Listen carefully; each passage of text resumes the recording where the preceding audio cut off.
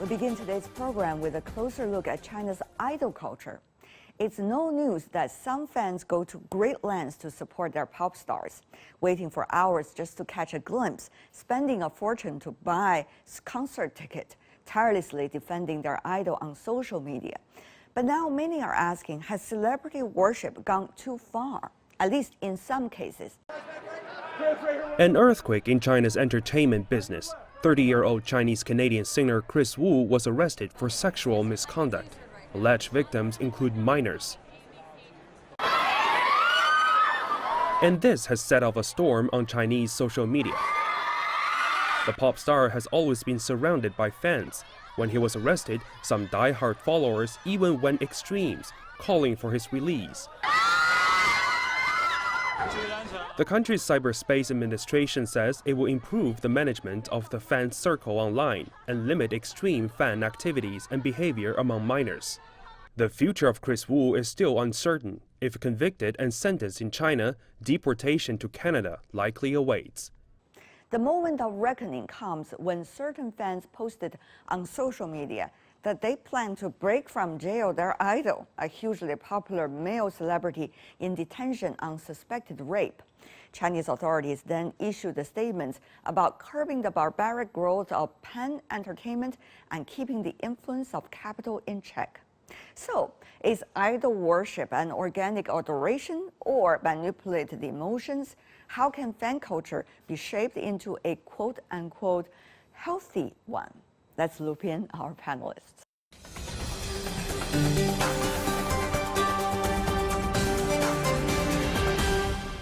For more on the topic, we are joined from New York, Joanna Cheng, intercultural film critic and filmmaker. In Beijing, Han Hua, media and communication consultant. And also in Beijing, Teng Jimeng, a freelance cultural commentator, professor also from Beijing Foreign Studies University. Welcome to the program. Well, this is quite a big phenomenon in China, Chris Wu and what he apparently has committed. Ms. Han, what is your take about this incident and its spillover effect? Well, I personally think that is the ultimate result of the fan culture, because the fan culture in the recent years has grown to be, actually, it's not a promising culture or social phenomenon, but rather a big problem, big issues for the whole society, starting from the teenagers to be the fans of celebrities. Those teenagers are far away from the from the mainstream media, and they crave for attentions from the society, from schools, but they choose to use a shortcut to be the fans of celebrity. And secondly, this is the result of the capital market, who becoming the driving force of the fan culture booming, and it is the ultimate review and the lessons to be drawn from the bad results of the fan culture. Interesting. And let me go to you, Ms. Cheng. Your thoughts about this Chris Wu's incident? I think Chris Wu, as a very young celebrity, is hitting the bottom. If Chris Wu is in fact abusing a young female, if not underage or young female, and he indeed need to be corrected. And there is a worldwide morality pandemic in addition to this coronavirus. Right. So this is very disheartening what's happening. Professor Tang, your take? Well, once again, I would echo my fellow panelists by saying that this is the result of an ongoing market economy, and perhaps in a very negative sense. If you look at the phenomenon right now, you can see the whole fanfare, the whole actually phenomenon is driven by this very capital market, and also a depreciation of humanity and perhaps degeneration, morally speaking, on the part of this young fan culture. Right now, I think it is high time that the Chinese cultural authorities should crack down on this very fan culture, because it leads young people astray. I mean, it leads young people to this selfish, self-destructive, self-glory. You know, when you talk about the fan culture, it's very interesting. It's been with us for, as long as we have human being, right? You have admirations for someone that you feel that is more admirable. But the question really is the degree of it and what is fan culture really is about. And what it has led the young people to do. I think that probably is the key here. Ms. Han, let's focus on Chris Wu's case first before we move on to the fan culture. Now, there's accusation, one after another, against him about not even sexual harassment, but also date rape. Ms. Han, of course, the case is still under investigation. We'll have to see the final result. But when a popular star related to accusations like this, and was not one, but rather a series of accusations, what does it really say about, at least the fanfare created around him? First thing first, I think, as you put it already, and there are so many news reports about that, there is not one case accusation, but there will be a series of accusations around him. And there might be more serious accusations from him to more celebrities in the circle. So I think when Beijing police announced these accusations, that means this already touched a certain level of bottom of the problem in the society, especially the problem around the celebrity. So Chris Wu is the case in point at this crucial time when people, on one hand, are coping and dealing with the pandemic and try to get the economy back to normal, hopefully. And on the other side, when China is entering into a new stage of development, opening up, and to get the livelihood and the welfare not only physically, but mentally welfare to be upgraded to a new level. So this is a crucial junction period when Chris Wu's case broke. This Asian pop culture and fan culture has been with us for quite some time. How it has reached where it is today, I think that is an interesting question. Certainly needs to be further thought. Professor Tang. The issues right now we are discussing is quite a universal one. I mean, a popular one among those within this very pop cultural circles. For example, the K-pop communities in the Far East Asians, or perhaps in the world. The K-pop culture has been so influential over the past decade. I mean, ever since the late 1990s and perhaps the 2000s, even in North America, you felt the power of K-pop. But K-pop also brings forth issues like this.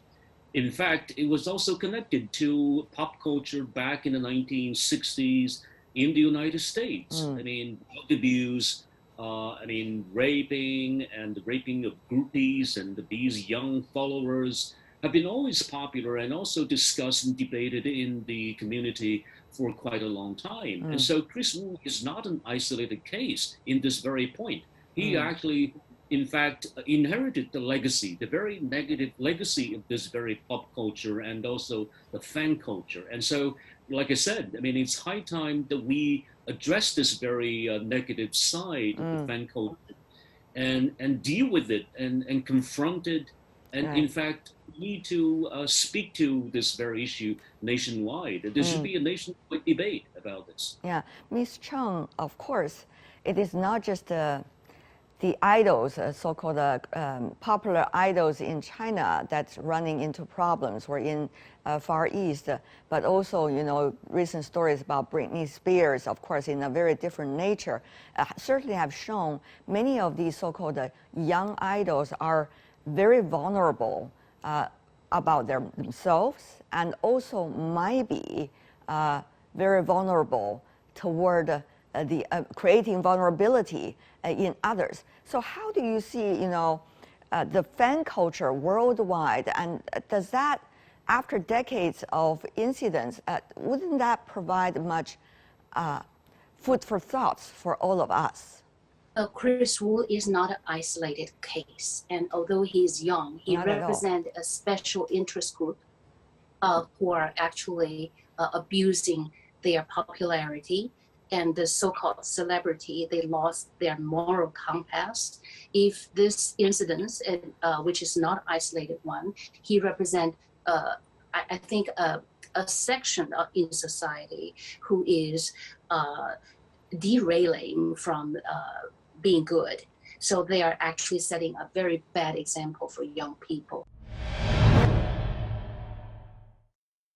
Ms. Han, how do you see this, but the commercial side of it, the so-called capital-related side of it, of this issue? This is certainly a huge loss of the capital markets, of the driving forces behind the Chris Wu, and not only Chris Wu, the whole celebrity circle and the celebrity business economy, a fan economy, or we can say that.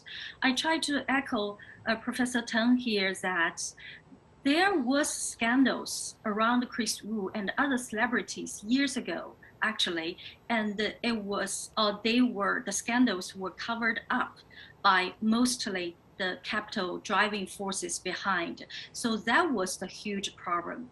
That was the issue, and that was the huge issue, the Beijing police and also the collective joint efforts by the government, by the other associations, by the other agencies want to crack down this time to make this determination. And this also echoes the grand picture, which China is becoming the definite number 2 largest economy in the world. So part of this one of the largest economy is the economy of celebrity, economy of fan culture. We cannot say this is the natural flow, but if we don't have any structure cracking down of this bad direction, then it might be becoming a bigger problem, social issues included in the future. Right. We all know that Chris Wu has had certain kinds of commercial deals with different huge brands, including international ones. We also know there are quite a number of entertainment companies, for example, reality shows, music shows, TV dramas, movies. It's only natural that entertainment companies work with the pop stars.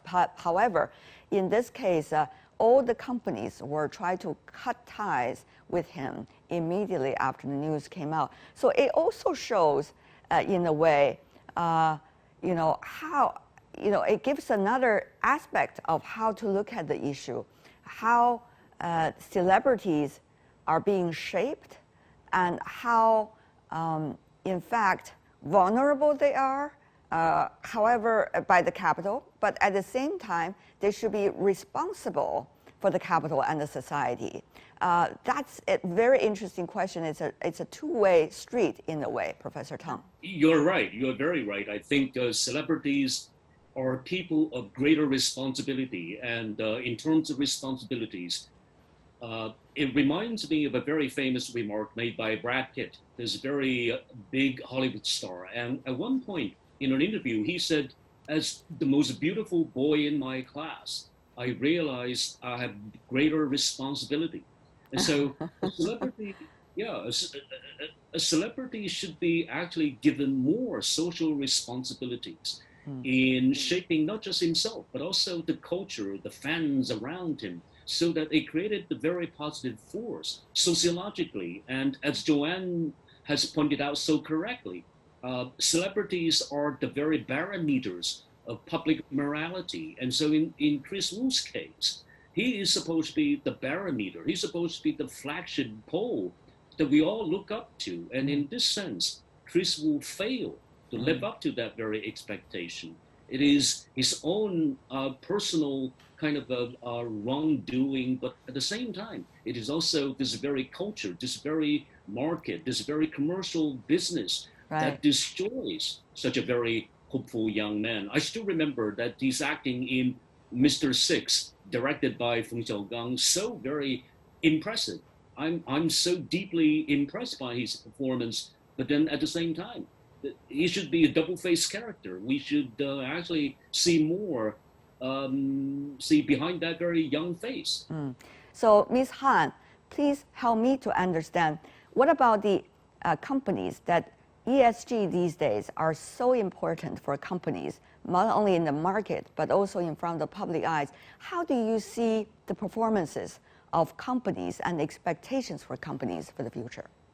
I think they should bear in mind that the celebrities, they could be the representatives of the culture, the pop culture, but they are not a representation of social morality. The social morality needs to be built on, and they need to tell their celebrities, the people they are running the business on behalf of, to be a good person in the first place, and to don't get lost in front of the capital, in front of the monetization, promising future of these celebrities. I think this is the bottom line of being not only a good person, but as Professor Teng just pointed out, to take some social responsibilities, because they have so many followers in this special economy, which the economy is a two-way street, just as you pointed out. It's not only you are creating a personal icon or intellectual property, but you are also getting the vulnerability of this personal IP.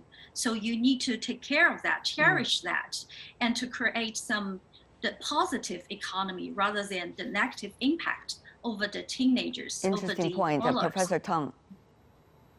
I mean, yes, I mean, corporations must bear in mind that they have what they call a CSR, the corporate social responsibility.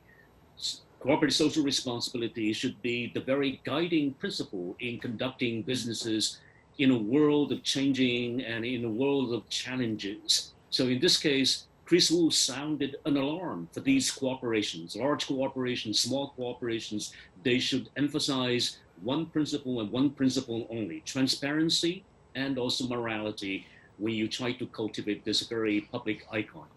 There are certainly different insights and perspectives about this story, and I'm sure there will be further scrutiny against, first of all, this person involved, and also the fan culture related to him.